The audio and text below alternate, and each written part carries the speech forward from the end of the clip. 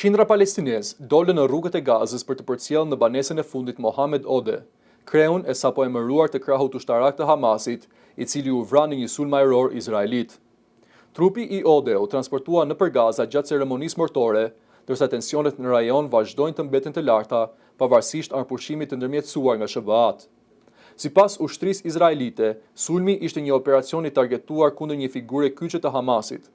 Ode u vra vetëm pak më shumë se një javë pas eliminimit të paraardhësit të tij, Izz al-Din al-Haddad, ndërsa Izraeli vazhdon fushatën kundër drejtuesve të grupit militant.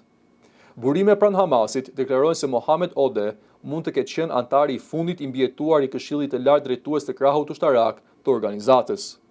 Nga sulmi mbeten të vrarë edhe bashkëshortja edhe djali i Ode, si dhe të paktën 3 persona të tjerë, sipas autoriteteve shëndetësore në Gaza. Një i afërm i Ode deklaroi gjatë funeralit se lufta nuk ka ndaluar kurrë për palestinezët, duke akuzuar Izraelin se po vazhdon bombardimet pavarësisht deklarimeve për anëpushim. Sipas kryeministrit izraelit Benjamin Netanyahu, Ode drejtonte divizionin e inteligjencës së Hamasit gjatë sulmit të 7 tetorit 2023 ndaj Izraelit. Ndërkohë, ministri izraelit i mbrojtjes Israel Katz deklaroi se Hamasi nuk do të ketë më kontroll civil apo ushtarak mbi Gazën. Ai përmendi gjithashtu një plan për atë që e quajti migrim vullnetar nga enklava palestineze, ide që është refuzuar ashpër nga palestinezët. Që prej arpushimit të tetorit, autoritetet shëndetësore në Gaza raportojnë mbi 900 palestinezë të vrarë nga sulmet izraelite, ndërsa Izraeli ka raportuar vrasjen e 4 ushtarëve të tij gjatë së njëjtës periudhë.